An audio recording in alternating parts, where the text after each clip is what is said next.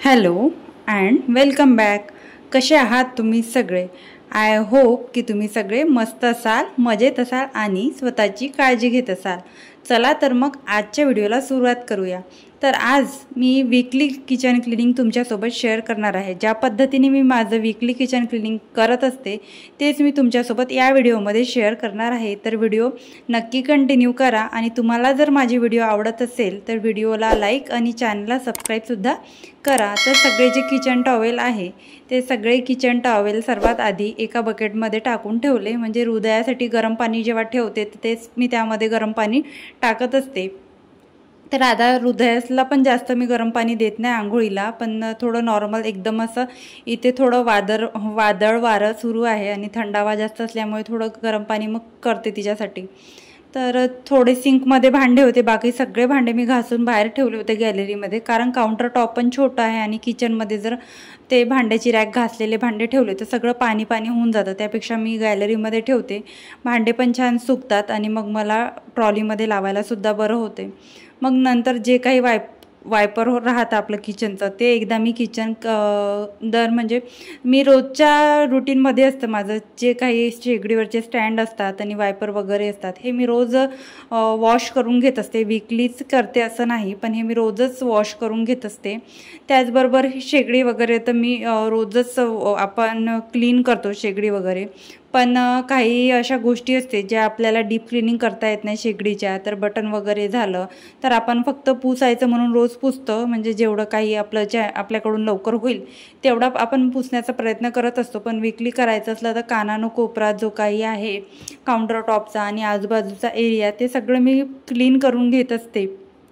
आणि kitchen towel एक पण मुरायला ठेवले आहे आणि किचन टॉवेल छान मुरतात माझी. ही म्हणजे किचन क्लिनिंग होतपर्यंत टॉवेल पण मुरतात आणि मग धुवायला पण जास्त एफर्ट्स लागत नाही आणि आरामात ते धुतल्या जातात.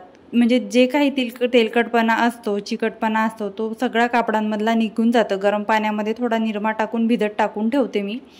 तर आता मी इथे शेगडी पुसून घेत आहे आतून बाहेरून. म्हणजे खालच्या साईडने कुठे लिक्विड सोपचा पाणी वगैरे सांडलं जातं, म्हणजे जातं तिथे जे होल्स असतात स्टँड अडकवायचे, तर तिथून लिक्विड सोपचं पाणी आतमध्ये जातं. तर तो सुद्धा एरिया कोरड्या कापडांनी सगळं एकदा क्लीन करून घेते. म्हणजे मग तो परत कापड ओला करते.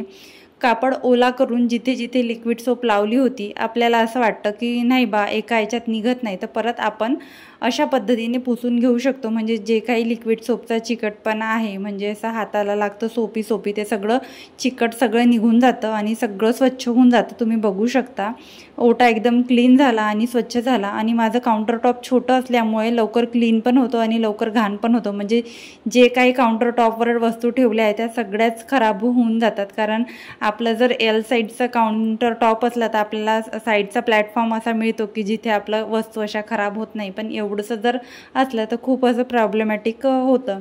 सगळे जे टॅप वगैरे आहे ते अशा पद्धतीने घासून घेतले. म्हणजे टॅप वगैरे तर हे तर रोजच्या क्लिनिंगमध्ये असतं, पण सिंक एरिया आणि सिंक पूर्ण घासून घेते. आणि जो काही सिंकमध्ये जो आपला वॉटर फिल्टरचा पाईप असते तो सुद्धा वॉश करून घेते. कारण तो नुसतं खरकट्यामध्ये असतो आणि ओलाव्यात असतो, तो सुद्धा चिकट होतो. तर काही गोष्टी मी डेली रुटीनमध्ये पण ठेवते आणि काही गोष्टी मी वीकली रुटीनमध्ये ठेवते. कसं आहे ना, आपण प्रत्येकच गोष्ट डेलीमध्ये आपण करू शकत नाही. म्हणजे काही आपण गोष्टी ठरवायच्या की आपल्याला ही क्लिनिंग वीकली करायची आहे आणि अशी या पद्धतीने क्लिनिंग आपल्याला डेली करायची आहे. जसं की टॅप वगैरे, सिंक वगैरे आणि गॅस काउंटर टॉप वगैरे आपण डेली क्लीन करतो. पण आजूबाजूचा एरिया, कानाकोपरा किंवा आजूबाजूचं जे काही ग्रेनाईट आहे ते आपल्या म्हणजे रोज एवढं पॉसिबल नसतं. आणि आपण म्हटलं 2-3 दिवसांनी पुसतो, तर कसं 2-3 दिवसांनी पण पुसायचं म्हटलं तर बाकीची पण कामं असतात आणि काउंटर टॉप आपल्याला असं वाटतं कधी एकदाचं स्वच्छ होतं आणि आपण बाकीची सुद्धा कामं करतो. तर त्यामुळे हे खराब होत जातं आणि या साईडने काहीच आपलं काउंटर टॉपकडे लक्ष दिल्या जात नाही. तर अशा पद्धतीने सिंक एरिया पूर्ण क्लीन करून घेतला. आता फक्त हा जो साईडने लागलेला ग्रेनाईट आहे तो एकदा स्वच्छ करून घेतला, एकदम व्यवस्थित पुसून घेतला. आणि कोरडा म्हणजे तो गॅलरी तिथेच असल्यामुळे हवा तिथून खेळती आहे त्या दारापासून, तर माझं काउंटर टॉप पण एकदम लवकर ड्राय होतं आणि समोर खिडकी पण आहे किचनला. ही गोष्ट खूप छान वाटते, खिडकी आणि गॅलरी असल्यामुळे किचनला तर ड्राय राहतो तो पोर्शन, तिथे असा ओलावा वगैरे काही राहत नाही. त्याच्यामुळे किचनमध्ये असे चिलटं, माशा, मच्छरसुद्धा येत नाही, म्हणजे हवा खेळती असल्यामुळे किचनमध्ये. रॅकसुद्धा धुवायला आली आहे, पण रॅक आता मी धुवायला घेतली नाही आहे, पुसूनच ठेवते, म्हणजे मला धुवायचं आहे. आणि तेच जे पेपर आहे तेच मी सध्या टाकले. किचन लायनर मला ऑर्डर करायचे आहे, मी मेशोवर बघून ठेवले, तर आता मी ऑर्डर करेन आणि जेव्हा पूर्ण एकदाचं किचन सेट करेन तेव्हा मी तुमच्यासोबत तो सुद्धा व्हिडिओ शेअर करेल. तर केटल पण वॉश करायची आहे. आता केटल जेव्हा रिकामी होईल तेव्हा ती केटल पण वॉश केल्या जाईल, म्हणजे एक एक वस्तू आपली रिकामी होत जाते आणि आपण ती वॉश करायला घेत जातो. आणि एका दमाने सुद्धा करणं होत नाही, माझं तर होतच नाही. मी तर स्टेप बाय स्टेप असे कामं करत असते, म्हणजे स्टेप बाय स्टेप असं ठरवून ठेवलं आहे.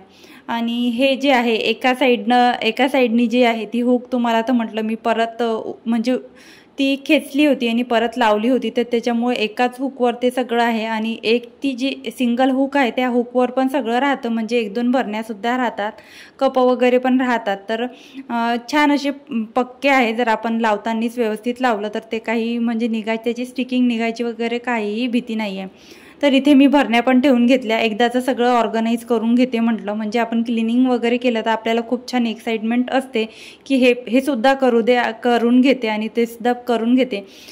एक काम हातात घेतलं की आपण म्हणजे लगेच दुसरंसुद्धा काम करतो आणि करायचं वेळेस काही वाटत नाही. आणि करायला घ्यायच्या आधीच आपण विचार करतो की किती वेळ लागेल, होईल का, हृदया करू देईल का. तर हाच माझासुद्धा विचार सुरू होता. मग हृदयाला छान भरवून घेतलं, म्हणजे तिला एक पराठा करून दिला आणि तिने तो छान खाल्ला. आता तीसुद्धा खेळत होती, म्हटलं चला आरामात आपण किचन क्लिनिंग करून घेऊया. तर प्लांट्सवर ची धूळ वगैरे पुसून घेतली. हे प्लांट पण आता खूप मोठं झालं आहे, खूप जास्त ग्रो झाला आहे स्केसिंग जवळच. आता मला तिथून पण ते उचलून घ्यावं लागेल, तिथे तो मावतसुद्धा नाही आहे. आणि त्याच पद्धतीने हा जो आपला मसाला डब्बा असतो, मसाला डब्बा पण मी असा एकदा पुसून घेत असते, वीकली पुसून घेत असते आणि मंथली वॉश करून घेत असते. असं काही नाही आहे की मंथलीच वॉश करते, मंथ जास्त पण होऊन जातो, कारण एवढं मॅनेज होत नाही. चटणी मिठाचा डब्बा जेव्हा एकदम असा रिकामा कधीच मला मिळत नाही, कारण जसे जसे मसाले रिकामे होते तसं तसं आपण ते रिफिल करतो आणि मसाला डबा भरलेलाच असतो. तर आपण अशा पद्धतीने तो सुद्धा स्वच्छ करत राहिलो तर आपला मसाला डबा पण स्वच्छ राहतो. आणि मंथली आणि मंथच्या जास्त पण झालं तरी आपल्याला क्लिनिंग करायची गरज पडत नाही. त्याचबरोबर आपलं जे लायटर असतं ते सुद्धा वीकली क्लिनिंगमध्ये मी एकदा असं स्वच्छ करून घेते. नाहीतर मग कधीही माझ्या हातामध्ये कापड आला तर मग 2-3 दिवसाआड, म्हणजे जेव्हासुद्धा असा कापड मी घेतला तेव्हा मग मला लायटर दिसलं, जशी आठवण आली, जशा वस्तू खराब झालेल्या समोर दिसल्या तर तशा मी पुसून घेत असते. त्याचबरोबर ह्या ज्या बटन्स असतात आणि हे प्लग वगैरे असतात हे सुद्धा मी वीकली किचन क्लिनिंगमध्ये स्वच्छ करून घेत असते. कारण ह्या बटनचं कसं आहे, आता तर प्रचंड धूळ येत आहे, कारण उन्हाळा असल्यामुळे धूळ येत आहे आणि गॅलरी आणि खिडकी तिथेच असल्यामुळे धुळेचं प्रमाण माझ्या किचनमध्ये खूप जास्त दिसून येतं. आणि कसं दारं खिडक्या घरातल्या उघड्या असल्या तेव्हाच मला खूप असं छान प्रसन्न वाटतं. आधी दारं खिडक्या उघडण्याचं मी काम करते, धूळ आली तरी चालते, फ्रेश हवा येत असते घरामध्ये.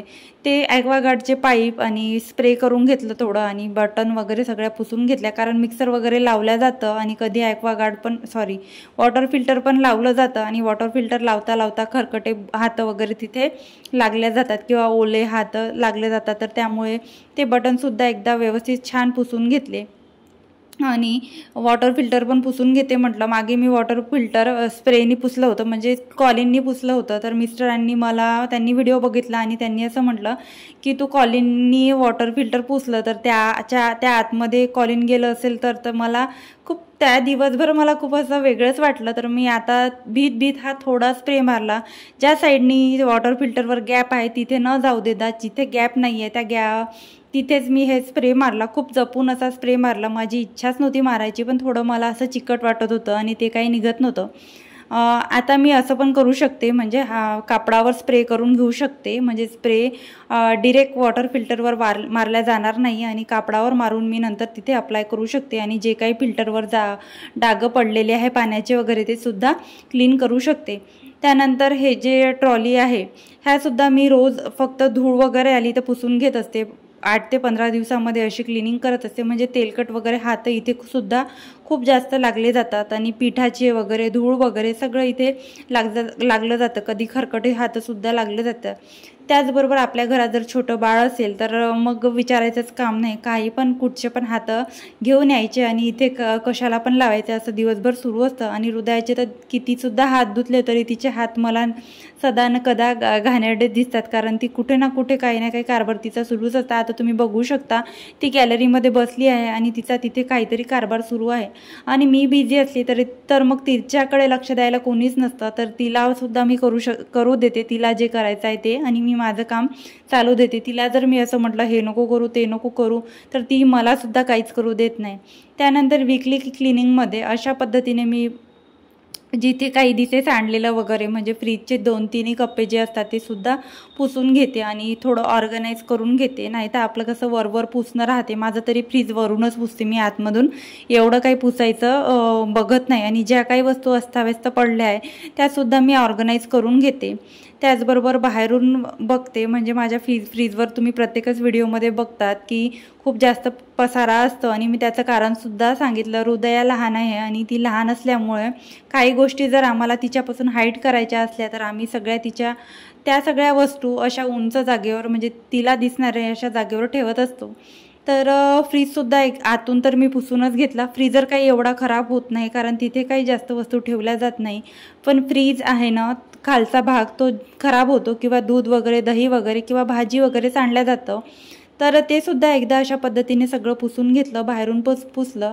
साईडच्या ज्या जागा असतात तिथे सुद्धा म्हणजे हृदयाचे तर हात लागल्या जातात. आणि हृदय एवढी आगाऊ आहे, मागच्या साईडनी पण हात लावते. मला खूप अशी तिची भीती वाटत असते. म्हणजे लहान मुलांवर किती लक्ष द्यायचं हे सुद्धा म्हणजे एक मोठं काम आहे. कारण कुठे काय करून येईल सांगता येत नाही. किचन क्लिनिंग पूर्ण आटोपली आहे. सगळं जेवढं होईल माझं तेवढं मी पुसून घेतलं आहे.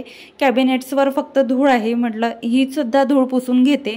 ही सुद्धा धूळ पुसावंच लागते. आणि जे काही ओपन शेल्फ आहे ते ओपन शेल्फमध्ये म्हणजे दुसऱ्या दिवशी जरी आपण इथे बघितलं तर तिथे अशी धूळ दिसून येते. त्या डब्यांच्या झाकणांवर पण धूळ दिसून येते. तर ह्या ज्या वस्तू आहे तर ह्या वस्तू मला पुसावंच लागतात. आणि असं वाटतं की थोडंसं काम आहे भरण्यासारखं होऊन तर पुसायचं आहे. तर मग मी काय करते, हे जे ग्लास आहे ह्या ग्लास पण एकदा अशा पद्धतीने पुसून घेते जेणेकरून तिथे जेवढी काही धूळ आहे ते सगळे पुसल्या जाईल आणि किचन कॅबिनेट पण ऑर्गनाईज दिसेल, स्वच्छ दिसेल. म्हणजे वीकली आपण ह्या गोष्टी करू शकतो. नाही आपलं एकदा झालं तर आपण ठरवायचं की आज मी ट्रॉल्या पुसल्या तर आज मी कॅबिनेट्स बाहेरून पुसते किंवा आज फ्रीज पुसला तर मी जे काही वॉटर फिल्टर घरामध्ये आहे ते पुसते. तर अशा पद्धतीने मी असं रुटीन ठेवलं आहे की नाही एका दिवसात मॅनेज होत तर मग एक दिवस असा ठरवून मग मी पुसत असते. तर आज मला व्हिडिओ शूट करायचा होता तर मी at a time weekly kitchen cleaning तुमच्याशी शेअर केली आहे. पण माझा एकाच वीकमध्ये पूर्ण अशी क्लिनिंग होत नाही. मी स्टेप बाय स्टेप म्हणजे टप्प्याटप्प्याला किचन क्लिनिंग करत असते. तर कप वगैरे सगळे तिथे ऑर्गनाईज केले. फायनली माझा तो जो कप आहे ऑर्गनाईज झाला. तर कसा वाटला तुम्हाला आजचा व्हिडिओ कमेंटमध्ये नक्की सांगा. आणि तुम्हाला जर माझे व्हिडिओ आवडत असेल तर व्हिडिओला लाईक करत चला, कमेंट करत चला. आणि हो चॅनलवर जर तुम्ही नवीन असाल तर चॅनललासुद्धा सबस्क्राईब करा. आणि भेटूया अशाच एका इंटरेस्टिंग आणि नवीन व्हिडिओमध्ये. तोपर्यंत स्वतःची काळजी घ्या आणि मस्त रहा. Bye bye.